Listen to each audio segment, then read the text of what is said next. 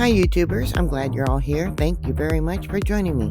Today is December 18th, 2022.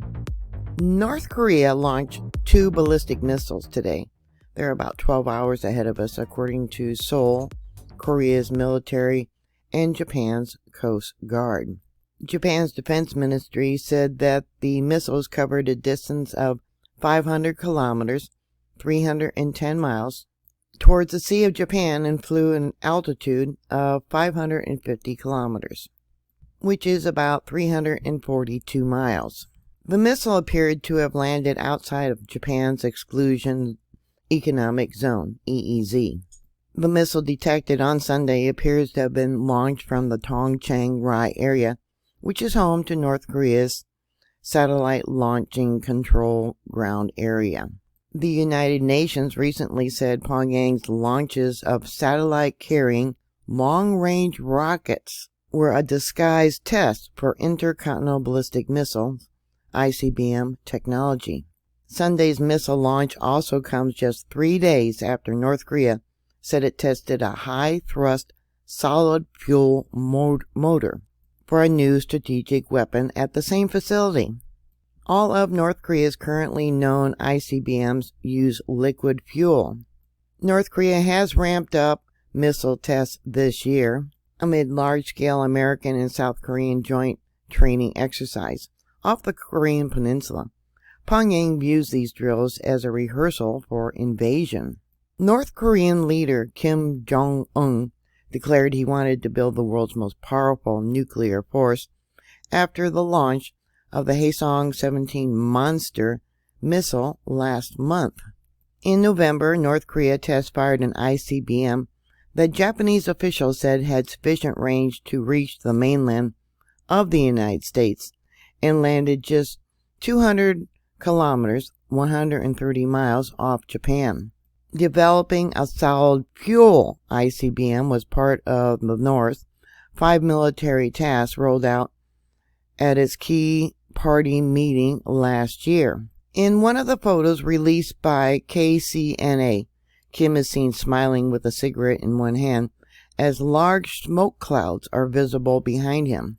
North Korea has conducted an unprecedented number of missile tests this year, including an ICBM capable of reaching the U.S. mainland, despite international bans and sanctions.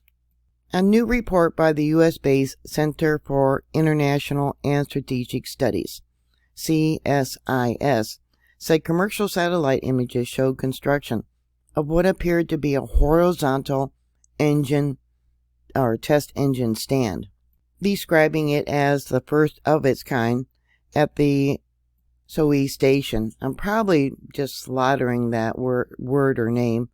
It's spelled Sohae. This would boost the facility's capabilities. South Korea and the U.S. officials said that the North has completed preparations for a potential nuclear test, which would be the first since 2017. Yeah, they have been waiting for months. Everything's ready to go. The South Korean presidential office added that the North's continued provocations and development of nuclear weapons and missiles would further endanger the North Korean regime. Meanwhile, South Korea officials are saying that the people there are taking the threat of nuclear war far too lightly. There has been a campaign to educate people and saying that there is a strong need to make South Korea's subways nuclear safe. South Korea evidently only has about 17,000 nuclear shelters. Yeah, not enough for their population.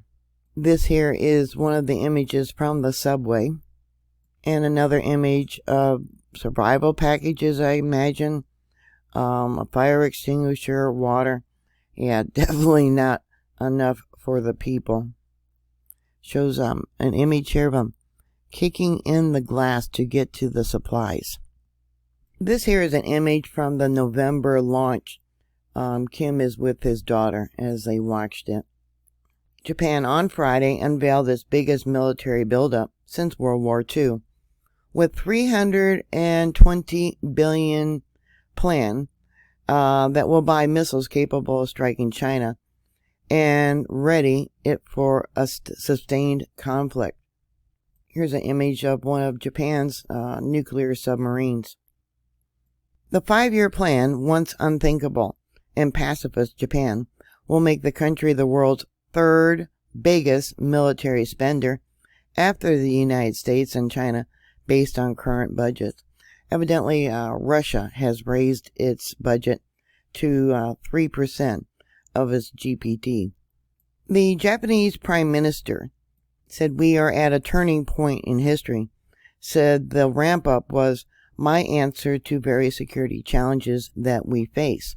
His government worries that Russia has set a precedent that will encourage China to attack Taiwan, threatening nearby Japanese islands, disrupting supplies of advanced semiconductors, and putting a potential stranglehold on sea lanes that supplies the Middle East oil. China's evidently ramping up its oil production too. The Japanese government said it would stockpile spare parts and other munitions, expand transport capacity, and develop cyber warfare capabilities. The strategic challenge posed by Russia is the biggest Japan has ever faced, it added, also noting that Beijing has not ruled out using force to bring Taiwan under its control. This here is an image of Japan's Prime Minister. China accused Japan of making false claims about China's military activities in the new security strategy, according to a statement from the embassy in Japan. The Ukraine war has shown us the necessity of being able to sustain a fight, and that is something Japan has not so far been prepared for. That was according to a retired Air Self-Defense Force general there in Japan. Japan's plan will double defense outlays to about 2% of gross domestic product over 5 years, blowing past a self-imposed 1% spending limit that has been in place since 1976. It will increase the defense ministry budget to around a tenth of all public spending at current levels, and will make Japan's the world's third biggest military spender after the United States and China based on current budgets. That splurge will provide work to Japanese military equipment makers such as Mitsubishi, I'm sorry for pronouncing that wrong, Heavy Industries, which is expected to lead development of 3 of the longer-range missiles that will be part of Japan's new missile force. They will also build Japan's next jet fighter alongside BAE Systems and alongside Leonardo Systems in a joint project between Japan, Britain, and Italy that was announced last week. Foreign companies will also benefit, Japan says. It wants ships launched U.S. Tomahawk cruise missiles made by Raytheon Technology to be part of the new deterrent force. Other items on Japan's military shopping list over the next 5 years include interceptor missiles for ballistic missile defense, attack and reconnaissance drones, satellite communication equipment, Lockheed Martin F-35 stealth fighters, helicopters, submarines, warships, and heavy lift transport jets. To pay for that equipment, Kishida's ruling bloc earlier on Friday said it would raise tobacco, corporate, and disaster reconstruction income taxes. But with opposition to tax hikes within his ruling party, Liberal Democrat Party, still strong, the Japanese leader has yet to say when he will implement those higher rates. The majority of Japanese people do not want higher taxes, according to Kyoto newspapers. Yeah, evidently there's been protests about these tax rights to support the military.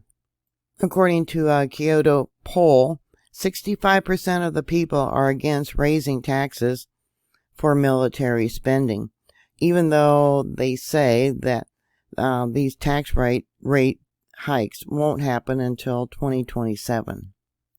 So what are your thoughts? Put your comments down below. Thank you very much for watching. Thank you for subscribing.